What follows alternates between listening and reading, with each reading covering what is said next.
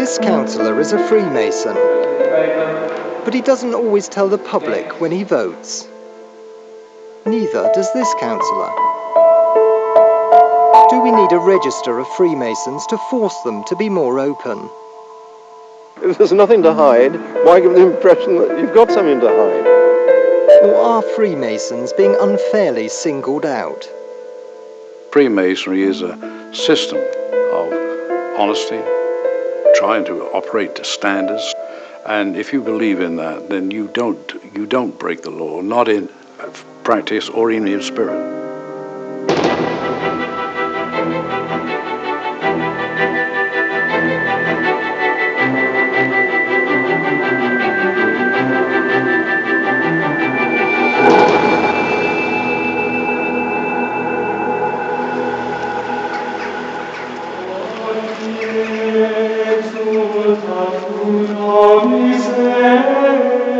The medieval stonemasons who built our churches and cathedrals also provided the inspiration for Freemasonry. If you look up here at these beautiful arches and see the exquisite workmanship that has gone into that, you will realise that not only were they very skilled, but they would need to be able to hold on to those skills. So what they would do is to impart their skills only to those that they thought were trustworthy. Many of them couldn't read, many of them couldn't write. So they did this by use of signs and special tokens. And it's those particular keywords and those particular signs that go back many, many hundreds of years that in the Masonic lodges of today we consider to be very special, and they form, yes, a secret part of our ceremonies. That is the only secretive part of our ceremonies. The travelling stonemasons formed lodges wherever they worked, and they used their secret signals to protect and promote their fellow members. My ancestors in the craft went to the buildings and worked on the building until they were completed, you see. And of course there were constant comings and goings, and so they developed this system of signals, secret handshakes or things like that, so that they could tell that the new man was a definitely qualified man. And I think that from that we gradually developed the idea of Freemasonry. Many medieval guilds disappeared during the Industrial Revolution, but the Masons' rituals and secret signals appealed to the new professional classes. The lodges were transformed from working men's to gentlemen's clubs. This transformation was so successful that Freemasonry now has 300,000 members. The all-male tradition still survives. The links between stonemasonry and Freemasonry can be seen in quarrying areas. On Portland, there are 6 Masonic lodges and 500 members. Nationally, about 1 in 70 men are Freemasons. On Portland, it's 1 in 8. I was apprenticed in October 1929, and I served a 5-year apprenticeship. And then I did progress from stonemason to foreman and assistant manager and eventually works manager. And did you become a Freemason? Not until I became an assistant manager, because I was so afraid that someone might say, "You got that job for being a Freemason, you see." And they would. So I didn't attempt to join until I had a position of some authority that I'd earned.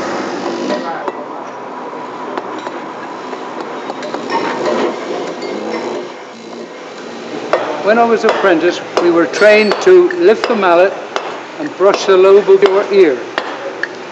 I don't do that now. The mallet, of course, is of heavy wood and falls very heavily upon the head of this tool. Now, in Freemasonry, the chisel points out the advantages of education, by which means alone we are rendered fit and proper persons of an organized society. And the mallet should keep down all vain and unbecoming thoughts. There are a number of symbolic tools that are used as part of our ceremonies. The square teaches morality. It teaches us to harmonise our conduct in this life so as to render us acceptable to our God. The level demonstrates equality, demonstrates that we are all sprung from the same stock. Because the time will come, and the wisest of us know not when all distinctions, save goodness and virtue, would cease, and death, the grand leveller of all human greatness, would reduce us all to the same state. The plumb rule represents uprightness. It teaches us never to turn to the left or the right from the paths of virtue. Freemasonry is full of strange language and rituals, but some of the ceremony has increased public suspicion. My hand, given to a master mason, shall be a sure pledge of brotherhood. My feet shall travel through dangers and difficulties to unite with his in forming a column of mutual defense and support. These vows suggest that, like the old stonemasons, Freemasons still believe in mutual support.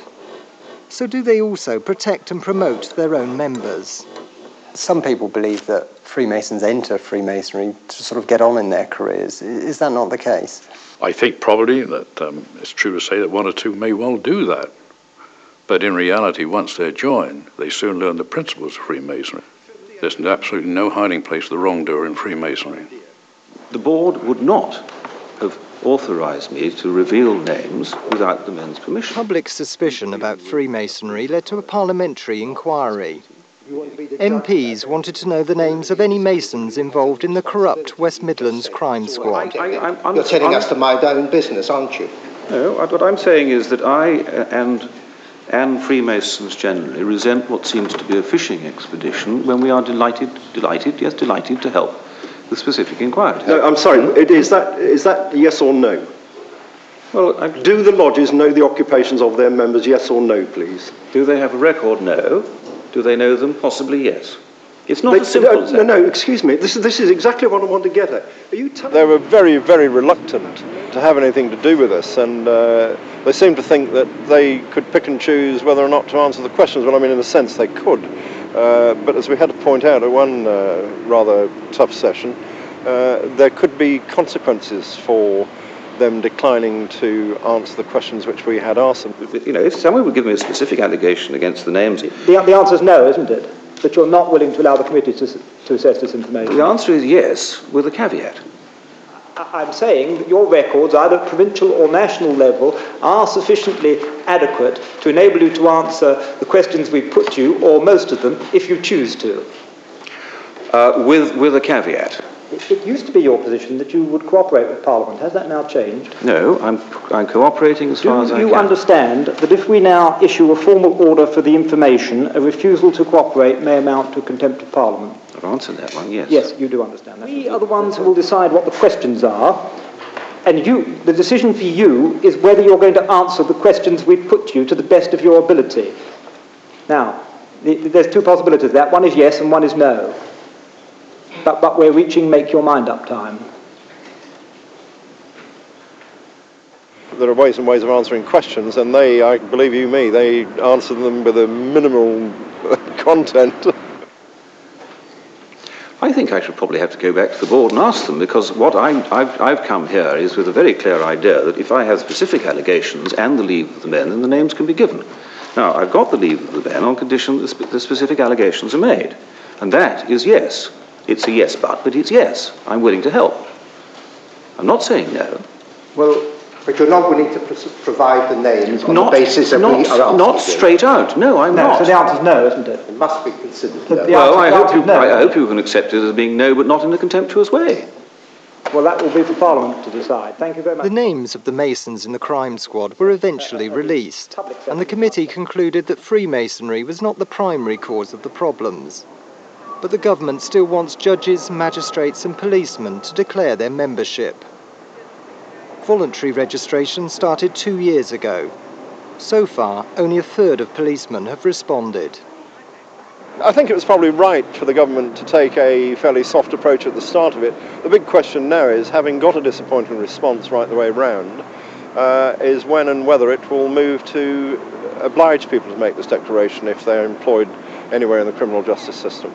It's all right saying to somebody, your name will go on a register, but it doesn't end there. What happens to the register and how is it used? That is an area of great uncertainty to Freemasons, because within that, one feels that you are going to be discriminated against, even not directly, but certainly indirectly. The Home Affairs Committee is pressing for a compulsory register and would like to see it extended to local government. The main area of concern is the planning process. I had this case of an officer in the council stopping me and saying he had been approached by Councillor X, who talked to him, and in the course of the conversation said, well, if you want to, in effect, progress your career, you should come over there, boys, which was to where the Masonic Lodge was. Nobody knows how many planners have joined a Masonic Lodge because membership is private. This secrecy can lead to surprises. Councillor Jim Hardman was chairman of West Dorset's planning committee until he died last year.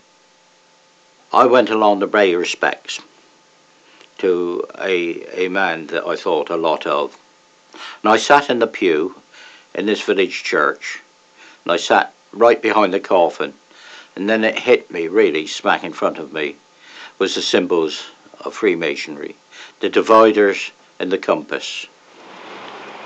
And that was the first intimation I had as a group leader on West Dorset that Jim was a Freemason.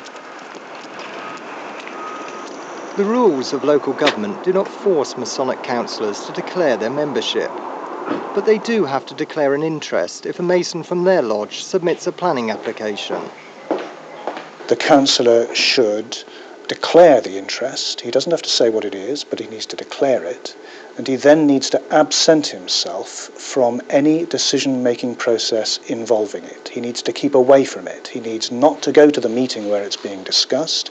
He shouldn't lobby about it behind the scenes or speak to an officer or other members about it. He should just leave it all alone and keep away from it. Southern Eye looked at whether councillors in Dorset are following these rules. We identified 16 councillors with Masonic connections, and 13 of them are involved in planning.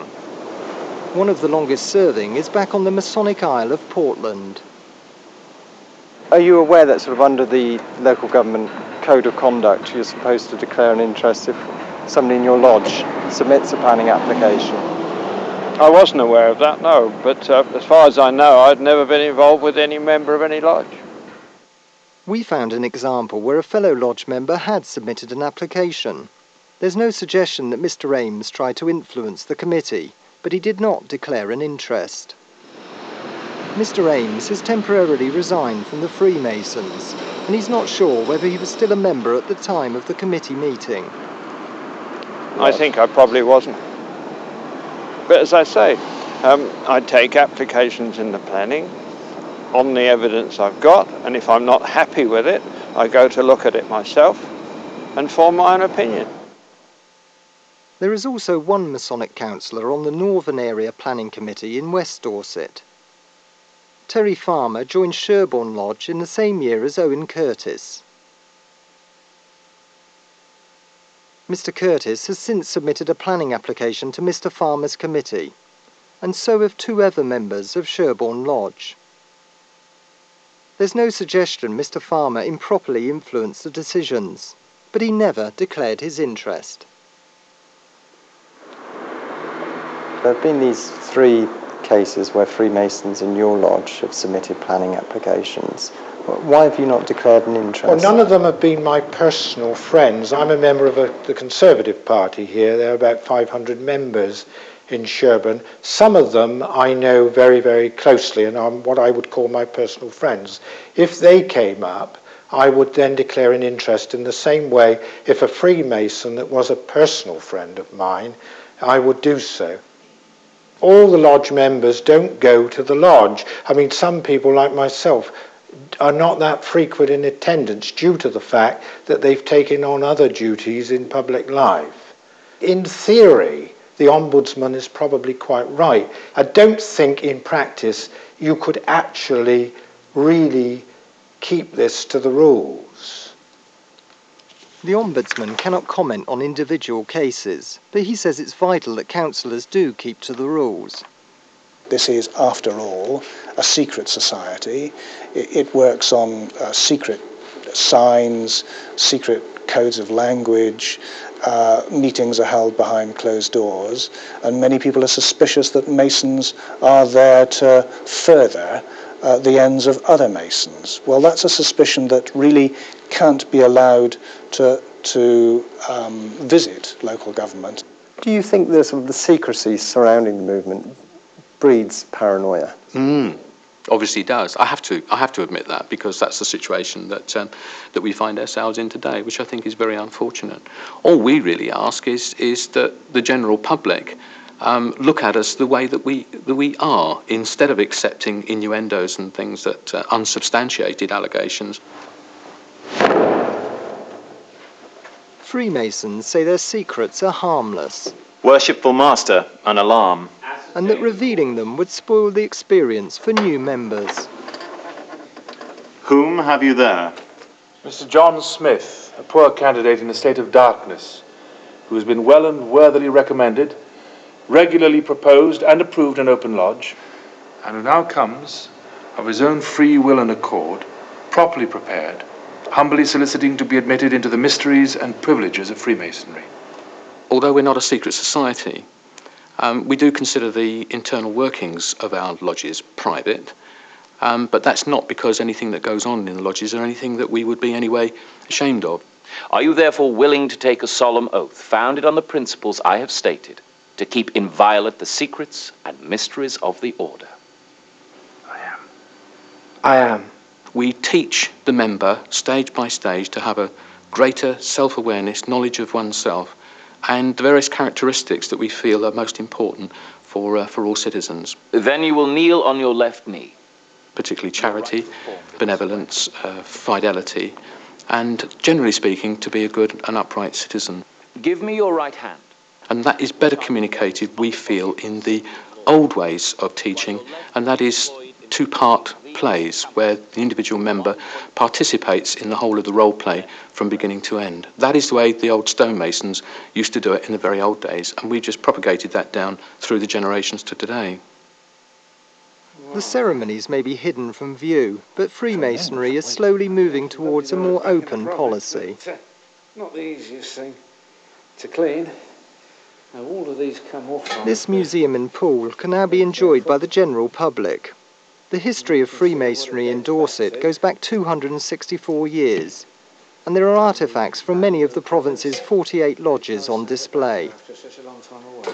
The old Masonic aprons on the wall tell their own stories. You'll see they contain three figures: faith, hope and charity. And these are symbols that we concern ourselves with in our ceremonies and in our general moral standards.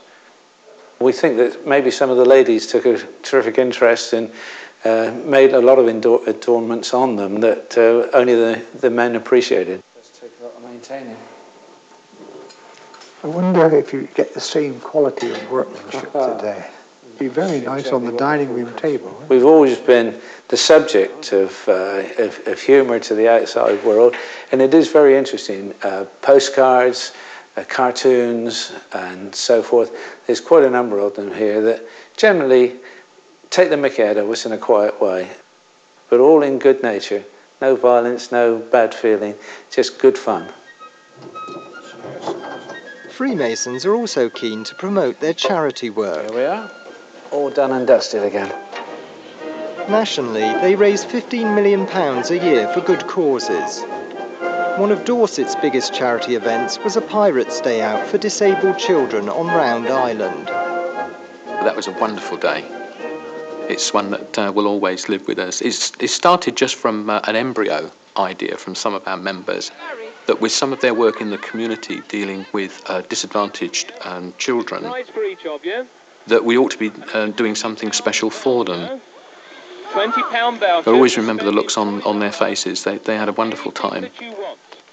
I'd like to introduce our host and hostess here today, Harry Palmer and his delightful wife, Ina.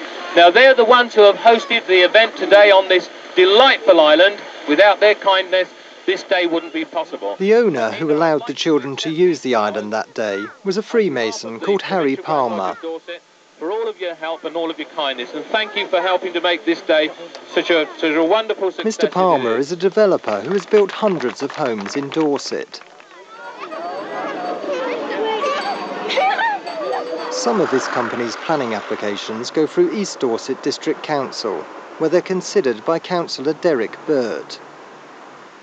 Mr. Burt's been on the planning committee since 1966, and for the past 20 years he's been in the same Masonic lodge as Harry Palmer.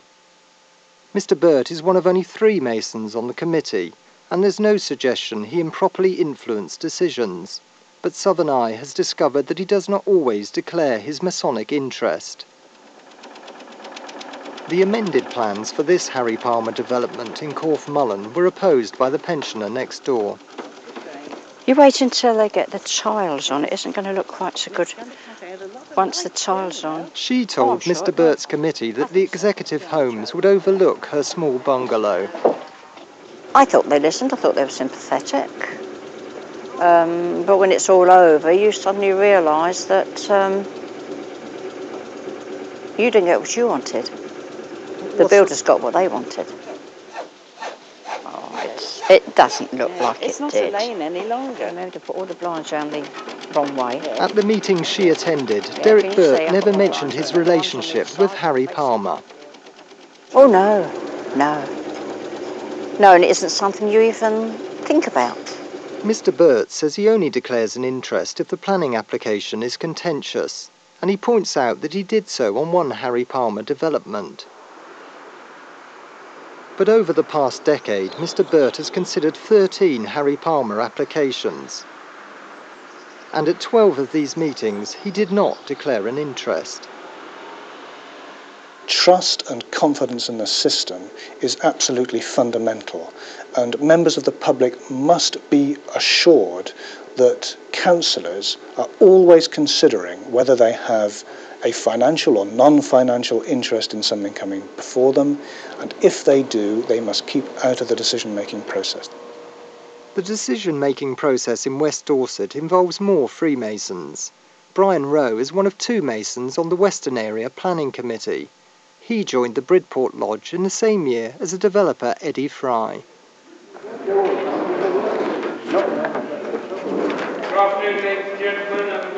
When we secretly recorded this meeting, Mr. Rowe had nothing to declare.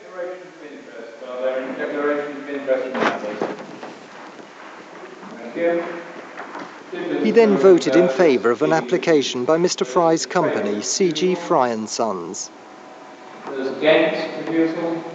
That's the last couple. Councillor Frost's recommendation of approval with landscaping. Those in favour? Mr. Fry says he resigned from the lodge around 3 years ago.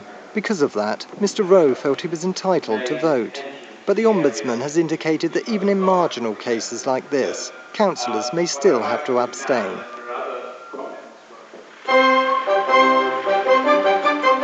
Fry & Sons are building in many of the nearby villages.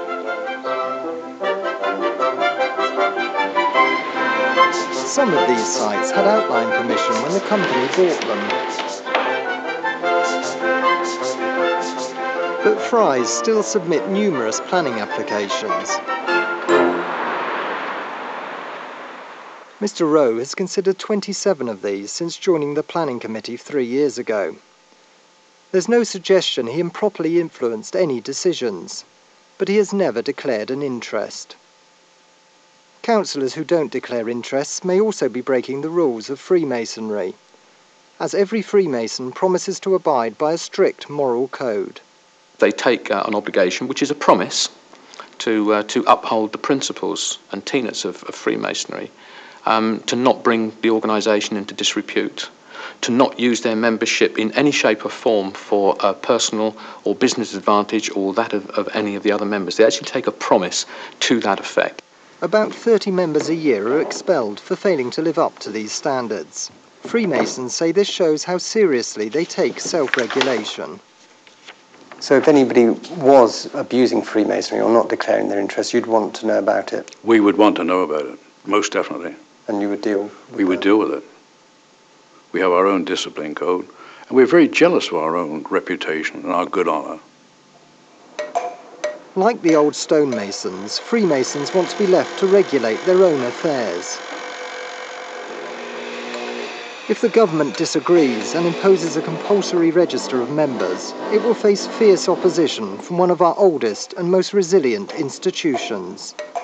I think it's down to us in Freemasonry to educate people, but at the same time to challenge them and say, well, why single out Freemasonry? Where is the evidence to do that?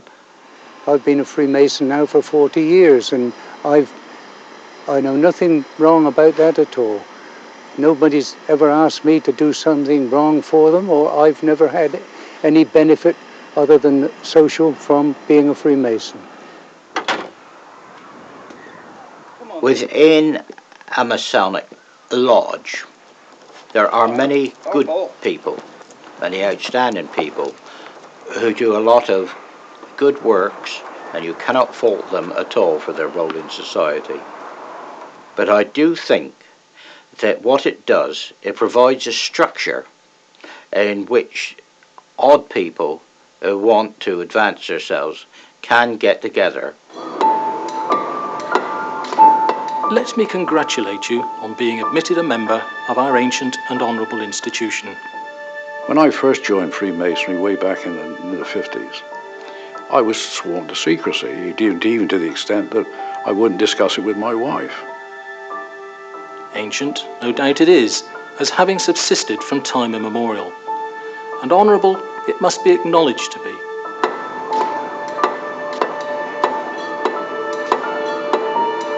We looked inwards, and I think we were very much like ostriches.